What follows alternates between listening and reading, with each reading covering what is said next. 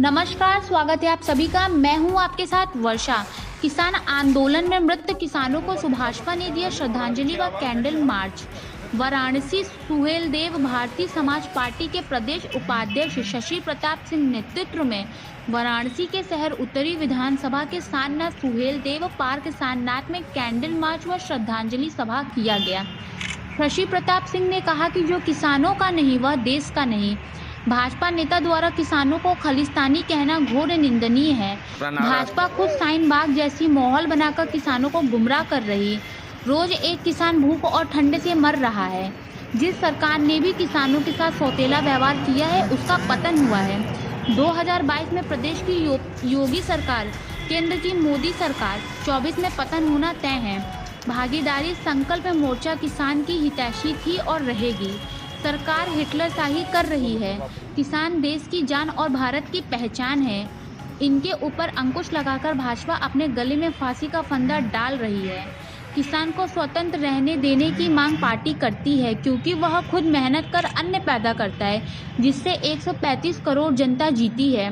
भाजपा किसान के साथ हमेशा से थी और रहेगी। किसान पर काले कानून को वापस लेना ही पड़ेगा। केंद्र की सरकार पूंजीपतियों के हाथों किसानों को गुलाम बनाना चाहती है।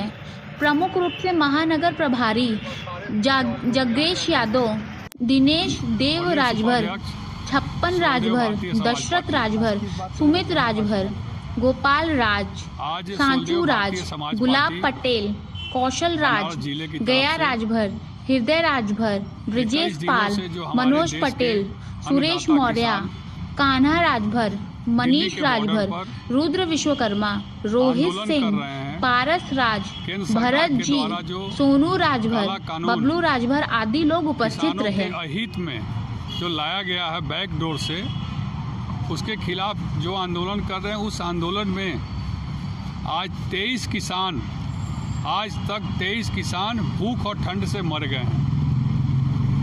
मरने वाली शब्द तो कहना नहीं चाहता हूं, उनकी शहादत हुई है।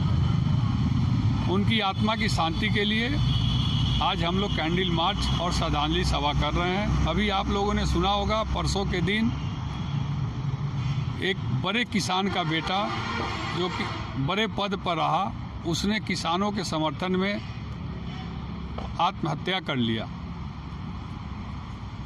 आज सुहेलदेव भारतीय समाज पार्टी के लोग किसानों की आत्मा की शांति के लिए श्रद्धांजलि सभा और कैंडल मार्च हम लोग यहाँ कर रहे हैं। कहाँ से कैंडल मार्च निकाला गया? जिस जगह पर हम खड़े हैं, महाराजा सुहेलदेव जी की प्रतिमा यहाँ है और सुहेलदेव भारतीय समाज पार्टी की स्थापना इसी जगह हुई थी और हम लोग इन्हीं की परिक्रमा, अपने भगवान महाराजा सुहेलदेव राजभर जी की परिक्रमा करके और 2 मिनट का मौन रखकर मृतक शहीद किसान भाइयों की आत्मा की शांति के लिए यह कार्यक्रम आज हम लोग यहाँ कर रहे हैं। सर, आगे किसानों के समर्थन में किस प्रकार से आपकी लड़ाई हो रही है? देखिए, किसानों के समर्थन में जब से किसान हमारे आंदोलन कर रहे हैं इस काला कानून के खिलाफ, सुहेलदेव भारतीय समाज पार्टी उनके साथ कदम से कदम मिलाकर और उनके हर आंदोलन में हम लोग साथ दे रहे हैं। आपने देखा होगा कि हमारे दिल्ली सुहेलदेव भारतीय समाज पार्टी की टीम वहाँ अनवरत किसानों के साथ आंदोलन में खड़ी है और उनके लिए जो भी व्यवस्था बन पड़ रहा है, चाहे ठंड के मौसम में कंबल की व्यवस्था हो या भोजन की व्यवस्था में है, हमारी दिल्ली की टीम सुहेलदेव भारतीय समाज पार्टी की वहाँ कर रही है और हम लोग जिलेवार उनके समर्थन में खड़े हैं। हमारे किसान भाइयों का आंदोलन जितना तेज़ी से बढ़ेगा, सुहेलदेव भारतीय समाज पार्टी उनके साथ उतना तेज़ी से आगे बढ़ेगी।